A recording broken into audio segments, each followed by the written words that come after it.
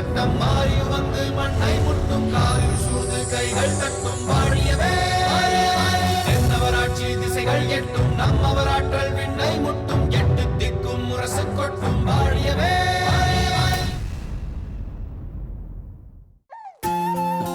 கதிரவா, செல்லக்குட்டி, ஞாபகம் இருக்கிறதா? இல்லை மறந்து விட்டாயா? ஞாபகம் இருக்கிறதா? சக்கரக்கட்டி, செல்லக்குட்டி, பட்டுக்குட்டி, தங்கக்குட்டி. கதிரவா, என்ன சிரிக்கிறாய்?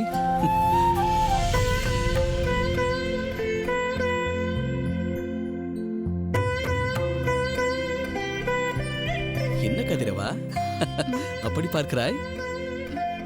செல்லக்குட்டி,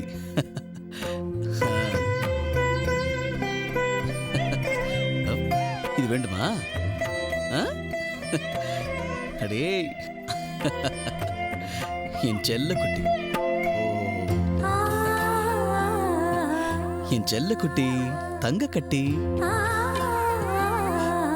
என்னடா பார்க்கிறாய்?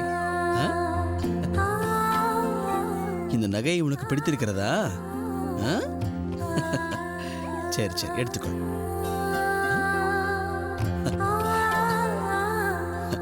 என்னடா இது, புதிதாக ஒருவர் வந்தவுடன் என்னை மறந்து விட்டாயா? சுட்டி பயலே. பிரபு, உங்களுக்கு குழந்தைகள் என்றால் பிடிக்குமா? இது என்ன கேள்வி மலர்கொடி? குழந்தைகளை யாருக்குத்தான் பிடிக்காது? அதுவும் எனக்கு குழந்தைகள் என்றால் அத்தனை பிரியம். அவர்களோடு இருந்தால் நேரம் போவதே தெரியாது. என்னையே நான் மறந்து விடுவேன். ஆமாம், இந்த குழந்தை எப்படி இங்கே வந்தது? இது யாருடைய குழந்தை? நமது அமைச்சர் அறிவுடை நம்பியின் உதவியாளருடைய குழந்தை. ஒன்று தெரியுமா? இந்த குழந்தையை பார்த்தபோது கதிரவன் என்று நான் தான் பெயர் சூட்டினேன். அப்படியா? கதிரவன், நல்ல பெயர். இந்த கதிரவன் பிறந்து இன்றோடு ஓராண்டு பூர்த்தியாகிவிட்டது. இன்று இவனுடைய பிறந்த நாள். என்னிடத்தில் பிறந்த நாள் ஆசி பெறுவதற்காக இவனை இவன் தந்தைதான் இங்கு கொண்டு வந்தார். ஓ, இன்று இவருக்கு பிறந்த நாளா? பிறந்த நாள் வாழ்த்துக்கள் கதிரவா. ஆமாம், குழந்தையை தனியே விட்டுவிட்டு இவன் தந்தை எங்கே சென்றார்? அமைச்சர் அறிவுடை நம்பியுடன் மன்னரை பார்க்க சென்றிருக்கிறார். ஏன், மன்னரிடம் அழைத்து செல்லவில்லையா? மன்னரிடம் அழைத்து செல்வதாகத்தான் இருந்தார். நான் தான் இவனோடு சற்று நேரம் பொழுதை கழிக்க விரும்பி என்னிடத்தில் விட்டு போகும்படி கூறினேன். இளவரசியாருக்கு வணக்கம். வாருங்கள் அமைச்சரே, நலமாக இருக்கின்றீர்களா? மிகவும் நலமாக இருக்கிறேன். இளவரசியாரே, இவர் மதுரவன், என்னுடைய உதவியாளர். வணக்கம் தாயே. இவருடைய மகன் கதிரவனுக்கு இன்று 1ஆம் ஆண்டு பிறந்த நாள்.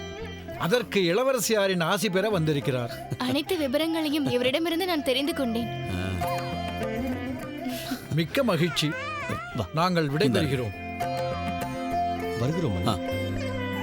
வருகிறோம் இளவரசரே.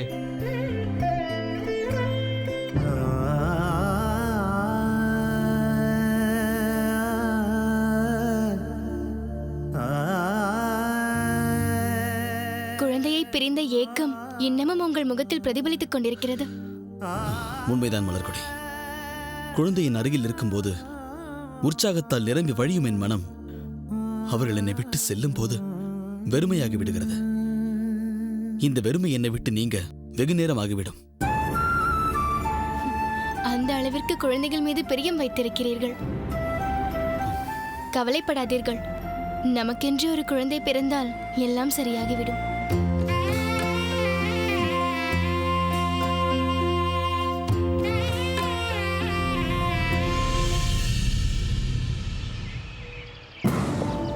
இருளாயி, நம்மிடம் வந்து அடைபட்டு கிடக்கிறாள இந்த பெண். ஆமா, தாமரை. அவளுக்கு என்ன? அரைக்கதவை நன்றாக தாழிட்டு விட்டுதானே வந்தீர்கள்? தாளிட்டு கொண்டுதான் வந்தேன். அவளை பற்றி எதற்காக கேட்கிறீர்கள்? இன்னும் எவ்வளவு காலம்தான் அவள் இங்கு இருப்பாள்? வெட்டி முறிக்கும் வேலை எதுவும் கெட்டு போய்விட்டதா என்ன? அவளை காவல் காப்பதில் அவ்வளவு சலிப்பு வந்து விட்டதோ? அடியை பைத்தியக்காரி, நான் அதற்காகவா கேட்டேன்? வேறென்ன? இன்னும் நீண்ட நாட்கள் அவள் இங்கேயே இருக்க வேண்டும். நானும் அந்த வாசலில் கண்ணுறங்காமல் காவல் காக்க வேண்டும் என்றுதான் சொன்னேன். ஏனையா, ஒரு பெண் எந்தவித துணையும் இல்லாமல் ஏதோ ஒரு காட்டில் வந்து அடைபட்டு கிடக்கும் நிலை வந்து விட்டது. அதற்காக அந்த பெண்ணின் மீது துளி கூட அனுதாபம் ஏற்படவில்லையா? உனக்கு அவளிடம் அனுதாபம் இருப்பது எனக்கு நன்றாகவே தெரியும். ஆனால் எனக்கு அதெல்லாம் கிடையாது. அப்படியெல்லாம் அவளிடம் இரக்கம் காட்ட வேண்டிய அவசியமும் எனக்கு இல்லை. வேறு எதற்காக கேட்டீர்கள்? அந்த பெண் இங்கே இருக்கும் வரைதானே மன்னரின் சகோதரி மங்கம்மாதேவியார் நமக்கு பொற்காசுகளை அள்ளி வழங்குவார். அதனால் அந்த பெண்ணும் இங்கு நீண்ட நாட்கள் இருந்து நாமும் அவளுக்கு காவல் புரிந்து பொற்காசுகளும் நிறைய கிடைக்க வேண்டும் என்பதற்காகத்தான் அப்படி கேட்டேன். அப்படி நடப்பதும் நடக்காமல் இருப்பதும் உங்கள் கையில்தான் இருக்கிறது.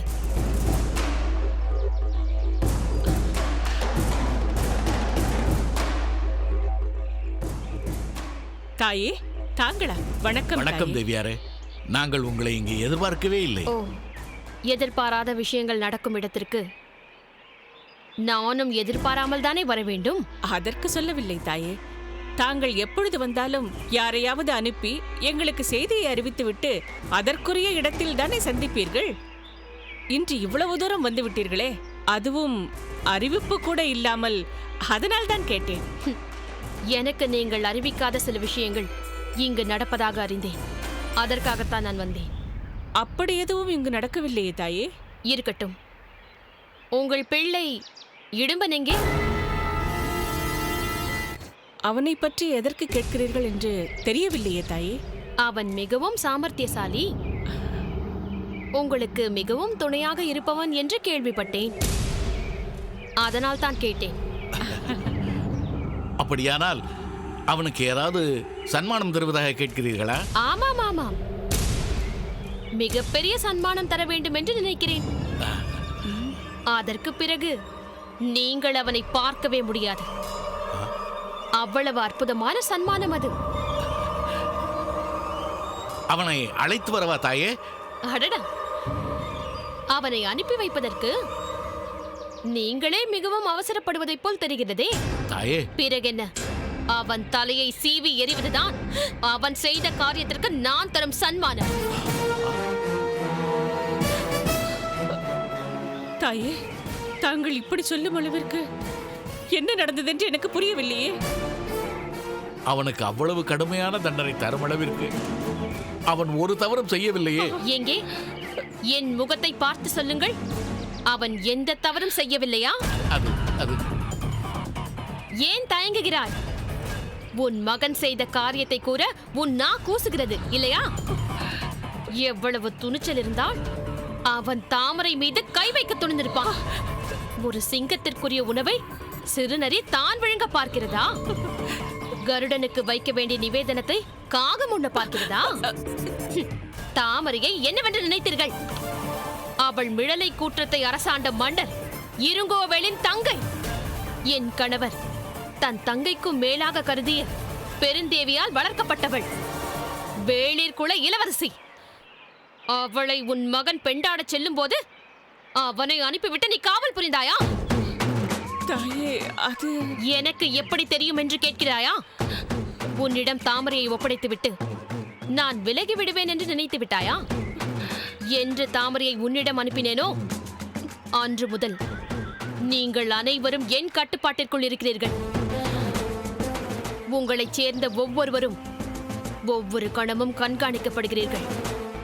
நான் தாமரையை சில காரணங்களுக்காக அடைத்து வைத்திருந்தாலும் அவள் மீது அன்பில்லாதவள் அல்ல. அவள் என் மருமகள். அதில் எந்த மாற்றமும் கிடையாது. அவளுக்கு தீங்கு செய்பவனை என்னால் மன்னிக்கவே முடியாது. தாமரையை தீண்டிய உன் பிள்ளையின் கையை வெட்டி எறிந்தால்தான் என்னுடைய ஆத்திரம் தீரும். மன்னித்து விடுங்கள் தாயே, எங்களை மன்னித்து விடுங்கள். இனி இப்படி ஒரு தவறு ஒருபோதும் நடக்காது. இரவும் பகலும் விழிப்போடு இருந்து வேளியிருக்குள்ள இளவரசியை நாங்கள் பாதுகாப்போம். இருளாயி, இவ்வளவு பெரிய விபரீதம் நடந்தும் இன்னும் நான் ஏன் பொறுமையாக இருக்கிறேன் தெரியுமா? அது நடந்த போது அதை குறுக்கிட்டு தடுத்தவளே நீதான் என்பதை அறிந்திருப்பதால் தான். என்ன பார்க்கிறாய்? இந்த அளவிற்கு தெரிந்து வைத்திருக்கிறேனே என்றா? இந்த மங்கம்மாவை சாதாரணமாக நினைத்து விடாதே. ஒரு காரியத்திற்கு ஒருவரை நியமிக்கும் போதே அவர்கள் அதை சரியாக செய்கிறார்களா என்று உளவறிய அதற்குரியவர்களை நான் நியமிப்பேன். என்னிடமிருந்து எதையும் மறைத்து விடலாம், எதையும் சொல்லாமல் ஏமாற்றி விடலாம் என்றெல்லாம் நினைக்காதீர்கள். தாமரை உங்கள் பாதுகாப்பில் இருந்தாலும் அவள் வெறும் கைதி அல்ல. அவளுக்கு ஒரு சிறு தீங்கு நேர்ந்தாலும் நான் பொறுத்து கொள்ள மாட்டேன். இல்லை தாயே, இனி ஒரு கணம் கூட இளவரசியை விட்டு நாங்கள் விலகி இருக்க மாட்டோம். எச்சரிக்கையாக பார்த்துக் கொள்ளுங்கள். இன்னொரு முறை இத்தகைய இழிவான செயலில் இடும்பன் ஈடுபட்டான் என்று அறிந்தான் அவன் உடலில் உயிர் இருக்காது. ஜாக்கிரதை.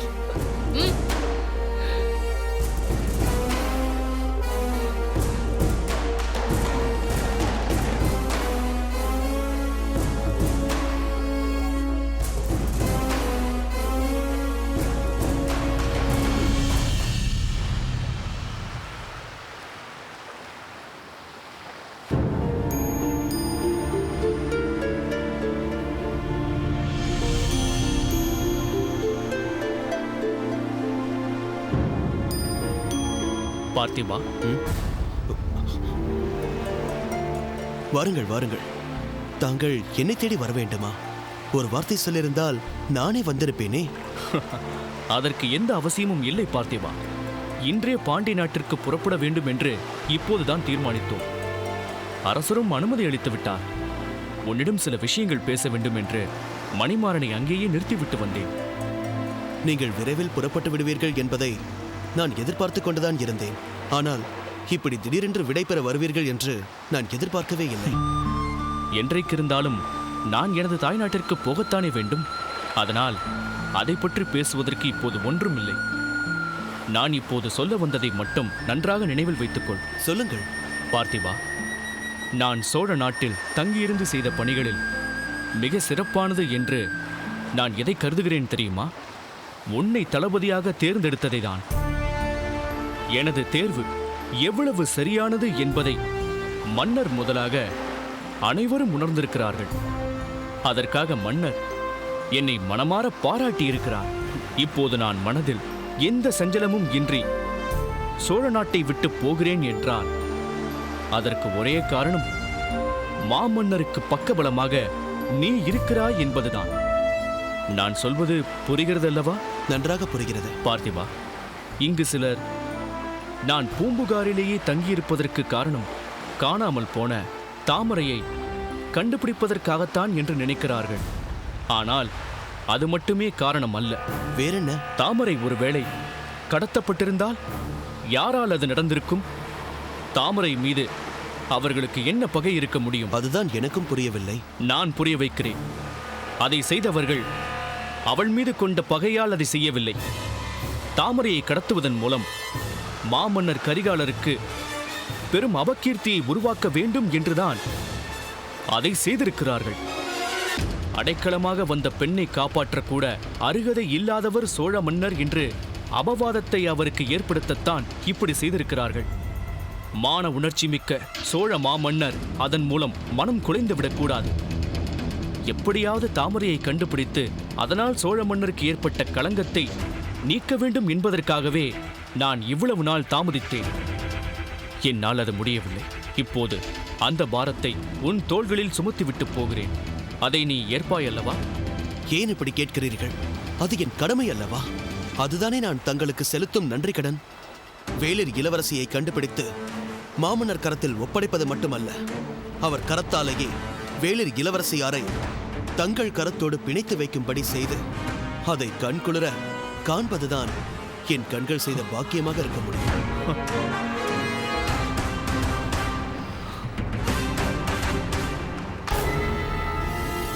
சரியா?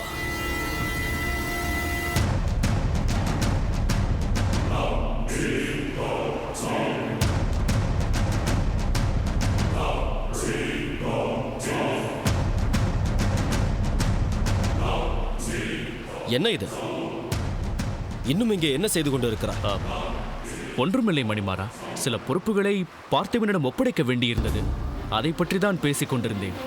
சோழ நாட்டை சேர்ந்தவனுக்கு அவனது பொறுப்பு என்னவென்று தெரியாதா? பாண்டிய நாட்டு படைத்தலைவன் தான் சொல்ல வேண்டுமா? நான் சோழ நாட்டிலேயே சிறிது காலம் இருக்க நேர்ந்ததால் நானாகவே சில பணிகளை ஏற்றிருந்தேன். எப்படித்தான் இங்கேயே இவ்வளவு காலம் இருந்தாயோ?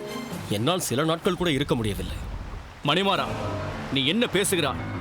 இருங்கோவேலின் சிறையில் இருந்து என்னை மீட்கிறேன் என்று வந்துவிட்டு சோழ அரசர் அழைக்கிறார் என்று இங்கு வந்து தங்கிக் கொண்டு பல மாதங்கள் இங்கேயே இருந்தவன் நீ என்பதை மறந்து விடாதே. அதை பற்றி இப்பொழுது என்ன? சோழ நாட்டு மன்னர் கேட்டுக்கொண்டதால் இங்கேயே இருந்தேன். அதே போல்தான் பாண்டிய மன்னரை ஆணையிட்டு சோழ மன்னரும் விரும்பியதால் தான் நான் இங்கு இருந்தேன். இருந்தாலும் நீண்ட காலம் தங்கிவிட்டார். பாண்டிய நாட்டிலிருந்து சோழ நாட்டுக்கு வந்த நீ இங்கிருந்து போகவே தயங்குகிறாயே? இப்படித்தான் சோழ நாட்டிலிருந்து பாண்டிய நாட்டிற்கு வந்த முத்துநகை அங்கேயே தங்கிவிடலாம் என்பது போல் போகவே மறுக்கிறார். மணிமாறா, இப்போது எதற்கு நீ தேவையில்லாமல் முத்துநகையை பற்றி பேசுகிறாய்? சோழ மாமன்னரை அனுப்பியதால் தான் அவள் அங்கு சென்று யார் அனுப்பி வந்திருந்தால் என்ன? வந்தோமா போனோமா என்று உடனே திரும்பி செல்ல வேண்டியதுதானே? அங்கேயே இருந்து கொண்டு தான் ஒரு பெரிய வீராங்கனை என்று காட்டிக்கொள்ள வேண்டுமா? வேண்டாம். வீணாக முத்துநகையை பற்றி பேசி விவகாரம் செய்வதை என்னால் ஏற்றுக்கொள்ள முடியாது. என்ன, அவளை பற்றி பேசினா உனக்கு எதற்கு கோபம் வருகிறது? நீ வேண்டுமானால் அவள் வீர சாகசம் புரிந்தவள், இருங்கோவேளையே கொன்றவள் என்றெல்லாம் சொல்லிக்கொண்டு அவளை தலையில் தூக்கி வைத்து கொண்டாடலாம். எனக்கு அந்த அவசியம் இல்லை. நான் அதையெல்லாம் நம்பக்கூட தயாராகில்லை. ஏதோ சோழ மன்னர் முத்துநகையின் பேச்சை நம்பி ஏமாந்து கொண்டிருக்கிறார். ஒரு பெண்ணால் அதையெல்லாம் செய்ய முடியுமா? கேவலம். அவள் ஒரு புலவர் மகள் தானே. என்ன சொன்னாய்? சோழ பேரரசரும் பாண்டிய பேரரசரும் மதித்து போற்றும் புலவர் கேவலமானவரா?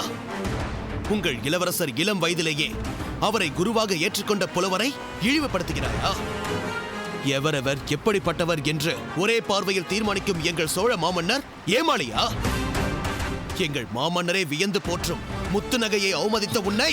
பார்த்திபா, வேண்டாம் வேண்டாம், எனக்காக அவனை விட்டுவிடு. நீங்கள் சொல்வதால் விடுகிறேன். உடனே இவனை இங்கிருந்து போகச் சொல்லுங்கள். சோழ நாட்டில் நின்று கொண்டு சோழ மன்னரையும் அவரை மதித்து போற்றும் புலவரையும் அவர் மகளையும் அவமதிக்கும் இவன் இனி இங்கு ஒரு கணமும் இருக்கக்கூடாது. மணிமாறா, இப்படியெல்லாம் பேசிய ஒருவன் சோழ நாட்டை மட்டும் சேர்ந்தவனாக இருந்திருந்தால் இந்நேரம் அவன் தலை தரையில் உருண்டிருக்கும்.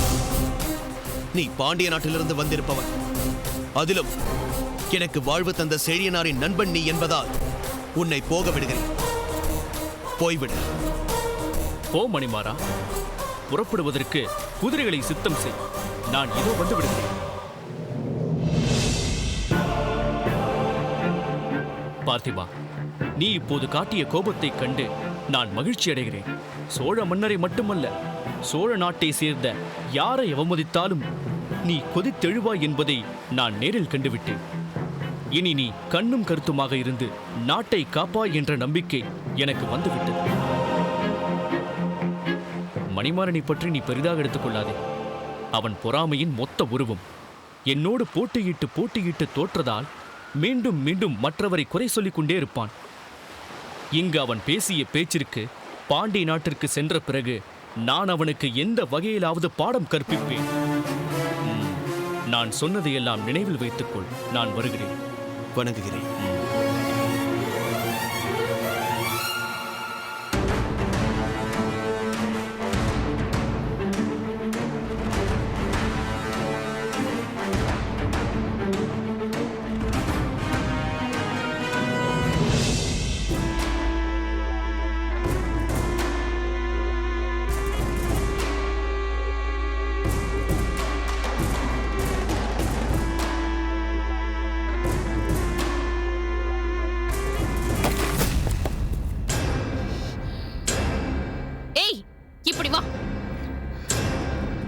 அம்மா, ஏனடி உனக்கு எவ்வளவு அலட்சியம்! இப்படி போட்டதை உடைத்து விட்டாய். நான் வேண்டும் என்று செய்யவில்லை அம்மா. எச்சரிக்கையாக தான் ஒவ்வொரு பொருளையும் எடுத்து துடைத்துக் கொண்டிருக்கிறேன். இது கை தவறி விழுந்து விட்டது. அதற்கு நான் என்னம்மா செய்வேன்? செய்வதையும் செய்துவிட்டு என்னையே எதிர்த்து பேசுகிறாயா? உன்னை நிறுத்தம்மா. நீ போ கதிர்காமா. இவர்களுக்கெல்லாம் சிறிது இடம் கொடுத்தாலும் தலைக்கு மீதேறி உட்கார்ந்து கொள்வார்கள். போதும் அம்மா. பணிப்பெண்ணே, நீ செல்.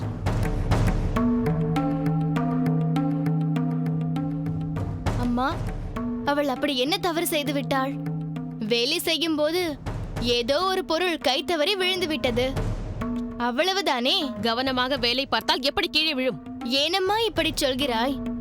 இப்படி தற்செயலாக நடப்பது எல்லோருக்குமே ஏற்படக்கூடியது தானே.